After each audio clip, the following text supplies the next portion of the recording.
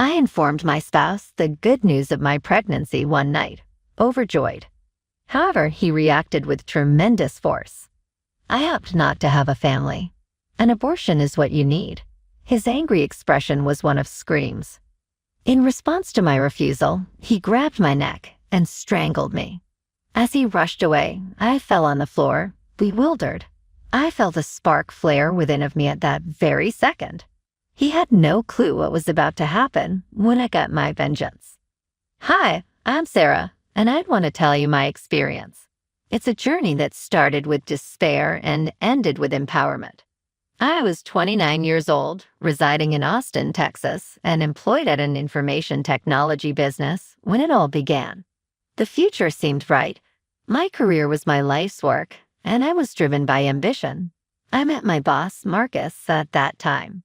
At 33 years old, he exuded an air of self-confidence and charisma. He became my mentor after I admired him. Everything seemed ideal at first. Thanks to Marcus's constant support and encouragement, I was able to advance in my career at the organization. I felt appreciated and unique because of him. Our workplace relationship grew into a love one after a few months of tight collaboration. Finding someone who understood me on such a deep level was like finding my soulmate. We became inseparable when our dinners became lengthy discussions about our hopes and ambitions. I was elated when Marcus offered to marry me. I said yes without hesitation since I assumed our paths were intertwined. It was the most gorgeous wedding I had ever seen, and I felt incredibly lucky. Unfortunately, reality set in not long after the honeymoon period ended. After we got back from our vacation, Marcus started acting differently. His wish for me was that I give up my career and devote myself to being a stay-at-home mom. "I want you to be at home, taking care of our family," he stated one evening over supper. I felt perplexed. I recall thinking, "Marcus, but my job is wonderful." I argued that it was my profession. "It's not that I don't value your work, Sarah," he responded, maintaining a composed yet assertive tone. "I just want to provide for you and give you a traditional life." I believed he was watching out for us, so I agreed to quit my job to assist him. It occurred to me this is what marriage is about: sacrifice and love. Therefore, I gave up on pursuing a career in favor of a life centered around my loved ones at home. I was ecstatic at the beginning. I did the decorating, made his favorite foods, and laid the groundwork for our future. However, I soon observed a change in Marcus's demeanor. His attitude grew icy and uncaring. I felt like my efforts around the house were underappreciated and that he hardly praised me. Rather than being the loving spouse I had fallen for, he behaved more like a dictator, demanding that I give in to his every demand. I had a burst of enthusiasm one day, maybe 3 months into our marriage. Since I hadn't gotten my period in a while, I started to wonder if I was pregnant. I was so anxious that I went to the store in a flash, purchased a test, and then waited. My pleasure knew no bounds when the test confirmed my pregnancy. In my mind, I kept thinking, I can't wait to tell Marcus, seeing the joy on his face. I made him a romantic meal that night, setting the table with candles and his preferred wine. I was over the moon when he returned home. "Marcus, I am overjoyed to share some great news with you," I excitedly announced. "I'm pregnant." In a second, his face transformed. Instead of the joyful sound I had anticipated, there was a bone-chilling stillness. He lost it at last, asking, "Are you saying you're pregnant?" "No way, I'm not having a kid." I was caught unawares by the fury in his voice. "I don't understand what you're saying, Marcus. What incredible news. We're expecting a child." Despite my best efforts, he would not budge from his position. "Yes, I'd say I don't want a kid." "Hey, Sarah, it's time to get an abortion. Right now." I was paralyzed with horror as his voice raised. This part of him was completely new to me. Out of sheer shock, I shook my head. "Marcus, I am unable to do that. Here we have our offspring. Becoming a father is something you desire, so why aren't you interested in it?" With fury in his eyes, he advanced toward me. "You're not sharing. It is entirely on you." Then, in an unreal and startling moment, he firmly grasped my neck and squeezed harder. Darkness enveloped my eyes, and I gulped for oxygen as panic washed over me. My next recollection is of lying on the floor, struggling to catch my breath. I was terrified and confused, and my pulse pounded as I realized he had departed the house. My body trembled with agony and emotional conflict as I sat up, overwhelmed by both. I was terrified and completely alone. I couldn't endure being there. For my own protection, I had to flee. As I trembled with nerves, I gathered a few necessities and headed to my dad's house in Detroit. He was the unwavering rock that I could always lean on, and he was also the prosperous chief executive officer of a manufacturing company. My dad was taken aback to see me when I showed up at his residence. "Stella, what transpired? You look pale," he shouted as he hurried over to be by my side. My voice quivered as I related the horrific events to Marcus. "Such you would subject you to such is unbelievable to me. You ought to have so much more," my dad replied, his face seeming sad. "I will lend you a hand. We will investigate this thoroughly." My dad called a private investigator that night while I sat with him. He spoke with conviction, demanding to know Marcus's true intentions. As we got ready to find out the truth, I felt a combination of dread and optimism. I had no idea that the news we would receive would alter the course of history. A dark secret that the guy I loved previously was keeping would break my heart and set my soul on fire. An odd feeling of determination washed over me as I watched the rain pour outside the window. Reclaiming my life and gathering the resilience to confront whatever was ahead became my unwavering goal. I wouldn't have to face the unknown ahead on my own anymore, even though the path was unclear. I was prepared to strike back if I found out Marcus' true intentions. Seemed like an eternity passed during the following days. Even though I sought solace in my father, James's company, the memory of Marcus continued to torment me. Every step along the way up to my escape was a mental replay in which I questioned everything. How could the person I cared about become a monster so suddenly? The private eye my dad had hired contacted me 3 days after my arrival. "Sarah, I have some information about your husband," he began, his voice measured and solemn. My heart started to pound. "What did you find?" "His whereabouts and conversations with coworkers have been monitored by us. You should be aware of this. His secretary, Emma, is the object of his infidelity." His remarks hit me like a brick. As I tried to process the shocking news, I inhaled deeply. "An affair? At what point did this begin?" "As far as we can determine, it all began approximately 1 month following your wedding. It seems like they're up to some dubious business together, and they've been seeing each other frequently," he said. With pent-up rage building inside of me, I tightened my hands. "What do you mean by questionable activities?" "Rumor has it that they're up to no good in some shady business activities, maybe even a crime. So far, I don't have all the information, but I'll keep looking," he said. "Thank you," I managed to say, attempting to keep my composure despite the emotional tornado swirling inside me. I felt a tidal wave of betrayal. Marcus was involved in something risky on top of cheating on me. I sat down with my dad that night to fill him in on what I'd learned. "My father, I am in disbelief. Emma and Marcus may be up to no good, and they're having an affair." The crushing weight of the treachery caused tears to rise up in my eyes. "He seems enraged, James." "Sarah, it is not acceptable. Something must be done. Whatever he did to you deserves retribution." In a state of conflicting emotions, both terror and determination, I nodded. "Let me get a divorce, Dad. I will not stand by while he gets away with it." To further explore my alternatives, I scheduled a meeting with a lawyer for the following day. A newfound confidence settled into my bones the moment I set foot in the legal firm. I had evolved from a docile wife into an independent woman who was eager to take control of her life again. Sarah was a compassionate and understanding lawyer. "Listen, Sarah, I've heard your tale. It seems like you've had quite a journey. We need to gather evidence of Marcus's infidelity and his illegal activities, she continued, her worried expression clearly conveying her worry. The results of a private investigation are already in my possession. I broke the news that he has been following Marcus and that we have reason to believe he is up to no good with his secretary. Very well. This will help bolster your case, Sarah said. Please document everything that has transpired and supply me with any evidence you may have. Get off your behind and live your life to the fullest. Leaving the office, my resolve was stronger than before.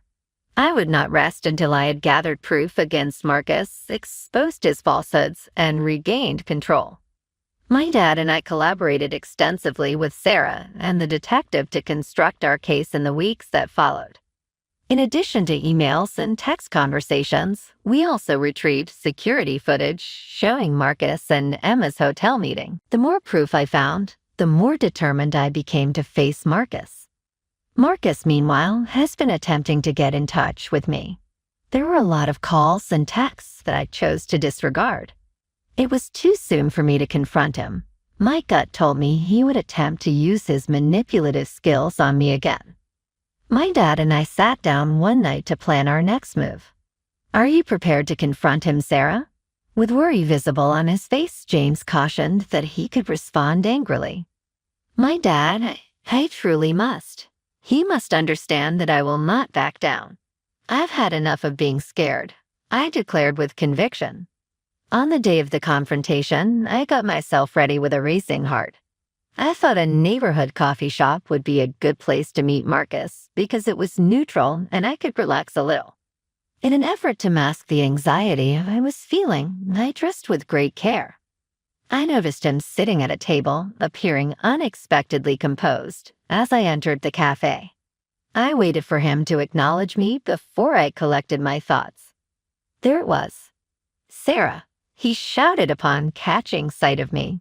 It's been my goal to get in touch with you. How about we have a conversation? As a form of self-sabotage, I inhaled deeply. Our conversation is necessary. Emma and you are both known to me. I caught a fleeting glimpse of fear in his eyes as his countenance wavered. He asked, "What are you talking about?" while acting innocent. I am aware of the affair, Marcus, and I am aware that you are participating in illicit activities with her, I stated with a calm tone of voice. He crossed his arms and leaned back. It's ludicrous. That foolishness is unbelievable. I have evidence, Marcus. With a burst of confidence, I proclaimed, I'm getting a divorce and I'm about to shame you. I had practiced these words in my head for quite some time. In a fit of rage, his cheeks flushed red. Would you really believe that it's possible for you to simply disappear? Miss Sarah, you will come to deeply regret this. What you're about to embark on is completely unknown to you. However, I refuse to give in. Trust me, I'm doing this well. You can't stop me from living my life the way I want it to, I said with a hint of defiance. Shaken yet emboldened, I emerged from the confrontation unscathed. I had held firm when confronted with the man responsible for my emotional and physical assault. Knowing that I had won the battle, I felt a wave of relief wash over me as I walked out of the cafe. For my future and independence, I was prepared to battle. My thoughts were racing with plans for the future as I drove home. It was time to pursue justice now that I had revealed the betrayal. Unbeknownst to me, the path to reclaiming my life would take me through an unexpected battle and even more stunning disclosures. I felt both empowered and anxious after my confrontation with Marcus. At last, I had spoken out against him, but I was well aware that our struggle was far from done. Over the next few days, I continued to collect evidence and get myself ready for the court battle that lay ahead. Whenever I needed a boost, my dad would tell me I was strong and resilient. As I sorted through the material we had gathered one evening, the private investigator gave me an unexpected call. It seems like you should visit my workplace, Sarah. His voice was solemn as he declared, I have something important to show you. What is it? My pulse pounding, I inquired. Talking on the phone isn't going to work for me. Please come in at your earliest convenience, he said. On the walk to his office, I felt the knot form in my gut. I kept thinking, what shocking revelation is waiting for me? As I drove, had Marcus become more involved in criminal activity? Inquiries raced through my head. I was met with a solemn expression by the investigator, Tom, as I arrived. I appreciate your presence. It pains me to tell you this, but I've found out something important about Marcus. He escorted me to his office and produced a stack of papers. Marcus and Emma's names appear on these documents, as do their associated financial dealings. Their apparent use of his business as a conduit for money laundering is evident. They're up to no good in an illicit enterprise. Reading the paperwork made my stomach drop. I gasped, this is worse than I thought, as the consequences of Marcus's actions hit me like a ton of bricks. I think this can be very important proof for your case. If you're okay with it, we can report this to the proper authorities, Tom suggested as our gazes locked. With a renewed sense of purpose, I slowly nodded. We can definitely accomplish it. He needs to make amends for all the hurt he's caused me. With Tom's assistance, I was able to gather all of the proof we had against Marcus and Emma. Before approaching the authorities, we laboriously made sure everything was in order. My resolve to reclaim my life grew greater with every passing day. The big day came a week later. Tom and I went to see a detective and gave him the rundown of Marcus's illegal dealings. I could see the detective's thoughts working as he listened carefully. This is serious, he declared. We'll need to investigate further, but I appreciate you bringing this to our attention. Feelings of relief and anxiety washed over me as I exited the police station. Do you think they'd truly punish Marcus? It gave me the willies to think that he would have to deal with the fallout of his actions. Justice was looming, and I couldn't ignore it. Marcus tried to get in touch with me in the days that followed, but I ignored him.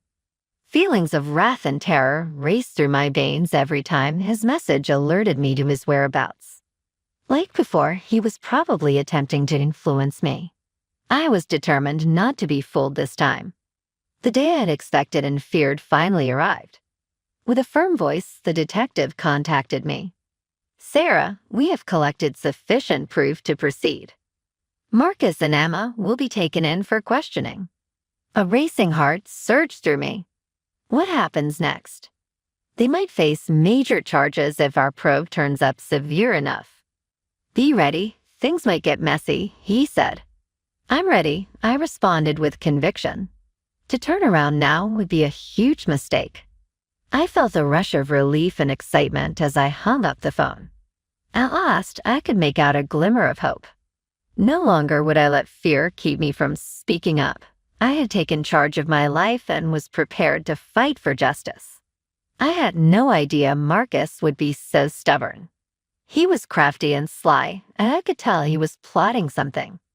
As I readied myself for the impending conflict, an atmosphere of tension pervaded the room.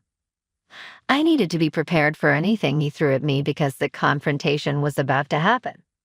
Anxiety and resolve were my companions in the days preceding Marcus's interrogation. Judgment was still ahead, so I kept my sights set on it. We were ready for whatever that might come our way because my dad and I worked together. Refusing to give in to fear, he urged me to remain resilient. At long last, the detective contacted to let me know that Marcus and Emma will soon be taken in to be interrogated. Even though I knew this time would be different, the prospect of encountering Marcus again sent my heart racing. I had grown out of being the timid lady he had manipulated. It was time for me to take back control. Our father inquired, "Are you sure you want to be there?" While we were getting ready to go to the police station. It might be difficult to see him. Dad, I really must. I must demonstrate to him that I am not frightened, I responded, maintaining a calm voice. I felt a tidal surge of emotions, angst, dread, and resolute determination, as we pulled up to the police station. With an air of seriousness, the investigator greeted us. I appreciate you making the effort to come, Sarah. In a moment, Marcus and Emma will be brought in. My heart was racing as I nodded. Marcus appeared smug while I waited a few minutes for the door to open. Emma, on the other hand, had anxious, darting eyes. My anger flared up just looking at them. Marcus continued, "Sarah, I can explain," but his words were hollow and insincere. I burst in and said, "Save it, Marcus," feeling strong and confident. "You've done enough damage already." We were brought by the detective into a conference room where the interrogation would occur. My dad stood by my side as I sat across from Marcus. In Marcus's eyes, I could perceive wrath and rebellion. By the time he managed to restore control, it was already too late. After we presented the facts, the investigator started asking, "Marcus, we have documentation of unlawful financial dealings involving your business and evidence of your affair with Emma. To what extent do you agree with these claims?" Marcus quivered in his chair, his bluster fading. "We have all been misunderstood." He blustered, "I've been framed," but his mask was starting to come off. "Cast off, is that so?" I moved closer, looking into his eyes. "The decision to betray me and violate the law was yours to make. The truth will no longer be manipulated by you." Marcus, whose rage was building, got increasingly defensive as the detective went on. "Do you honestly believe that you can simply derail my life? Sarah, you are going to learn the hard way that this is incorrect." Fury twisted his features as he yelled, "Have you any regrets?" "I apologize for everything," I said with a steady tone. "A new chapter in my life is beginning. You can no longer control me." Before now, Emma had remained silent, but now she appeared frightened. "Marcus, perhaps it would be best if we simply told them the truth," she stuttered, anxiously checking in with the detective. "No, you're not saying anything."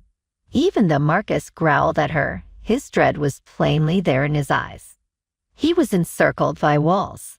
The investigator leaned in at last. "Marcus, the evidence is sufficient to move forward with the fraud and conspiracy allegations. Your deeds will eventually come back to haunt you." I felt a wave of victory wash over me as the detective was about to wrap up the questioning. I had stood firm when confronted with the man who had formerly dictated my every move. Afterwards, my dad and I walked out of the police station. "Sarah, you completed it. You were amazing in there," he said, encircling me in a bear hug. "If it weren't for you, Dad, I never would have succeeded." As tears of relief streamed down my face, I expressed my gratitude for your belief in me. Official charges were filed against Marcus and Emma the days that followed. I felt a fresh sense of liberation as the burden of his treachery started to crumble. I went back to Detroit, prepared to take on my new role as a single mom. I was filled with optimism and joy as I welcomed my kid into the world, knowing that I could raise my child fearlessly. I was ready to make a new life for myself, one that was full of love and joy, and I had taken control of my destiny. Despite the hardships, I learned the value of self-worth and perseverance on this trip. By transforming my betrayal into a driving force for transformation, I had shown myself that I could triumph over any adversity. Knowing that I was finally at liberty made me grin as I cradled my kid close. I had left the past in the past, and now I looked forward to a future where I could aggressively and unabashedly succeed, as I had always rightfully deserved.